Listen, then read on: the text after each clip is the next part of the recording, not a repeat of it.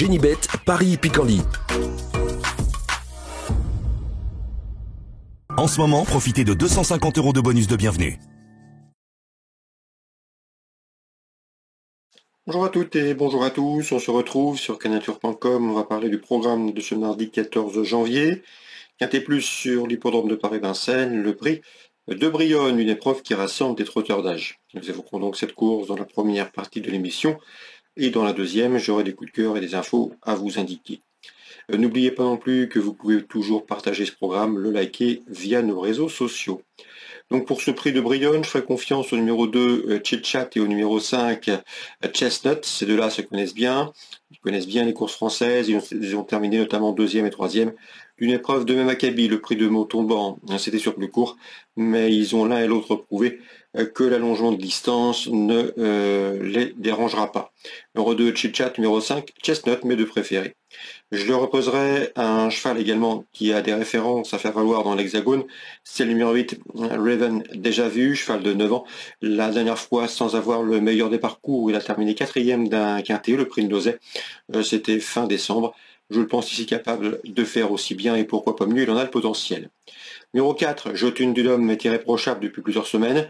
Lors de ses 3 derniers parcours, il a signé 2 succès et un podium.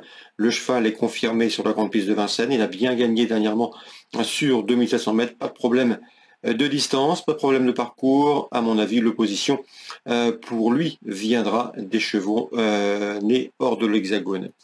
Le numéro 12, c'est Jean Zibard, attention à lui, c'est une course visée, le cheval sera pieds nus pour ce rendez-vous. Son entourage a également indiqué qu'il serait drivé de manière plus offensive. À mon avis, le cheval est parfaitement capable d'effacer ses derniers résultats infructueux. Le numéro 10, J.B. Fruitier, est un cheval régulier. Lors de ses 4 derniers parcours, il a signé plusieurs places d'honneur. À mon avis, ici, un nouvel accessible peut lui revenir. J'ai ensuite placé le numéro 7, Caius Titus Bond, un cheval qui sera pieds nus pour son retour à Vincennes, mieux vaut donc s'en méfier. Et pour une cote également, attention numéro 13, Lucky Gaiboko, qui avait bien gagné autre montée lors de son avant-dernier parcours. Un cheval relativement complet, qui s'est bien démarré, qui est capable d'aller devant si nécessaire. C'est un cheval qui pourrait bien venir pimenter les rapports de ce quintet. En canon partant, je retiendrai le numéro 6, Dragouski, qui peut se targuer d'avoir devancé notamment Jean Zibard lors d'une sortie commune cet hiver à Vincennes. Mais attention, Jean Zibard sera cette fois-ci mis entre parenthèses en mode course. Il sera drivé de manière offensive et sera pieds nus pour l'occasion. Résumé chiffré, 2, 5, 8. Et ensuite le numéro 4, pardon. Oui, c'est ça. 2, 5, 8 et 4. Ensuite, le 12, le 10, le 7 et le 13. En canon partant, le 6. On se retrouve pour les coups de cœur. En ce moment, profitez de 250 € de bonus de bienvenue. Voici désormais mes différentes informations et conseils de jeu pour ce programme du mardi 14 janvier. On commence par Vincennes qui accueille la réunion principale. Dans la deuxième, je ferai confiance au 205 Malice Speed. Son unique prestation publique a été couronnée de succès au sulky sur l'hippodrome de Nantes, à mon avis, pour ses débuts autrement.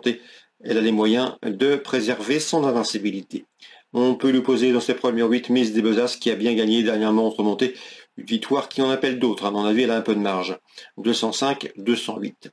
Concernant maintenant la 8e, j'ai pu discuter avec Thibaut Bordery qui présente le 805 Kimiko Doudou. La jument est en forme, elle vient de se classer 3e à Bordeaux. Pour son retour à Vincennes, elle ne surprendrait pas son mentor en figurant à l'arrivée d'une telle épreuve, c'est le 805. À mon avis, elle constitue une rivale sérieuse pour le 810 Kaline de Fael, qui reste sur une série de bons résultats, qui sera pieds nus, première, deuxième lors de ses 3 derniers parcours. Concernant Kellofor, à mon avis, elle n'aurait qu'à rester sage dans un lot de 7 acabit pour les accompagner.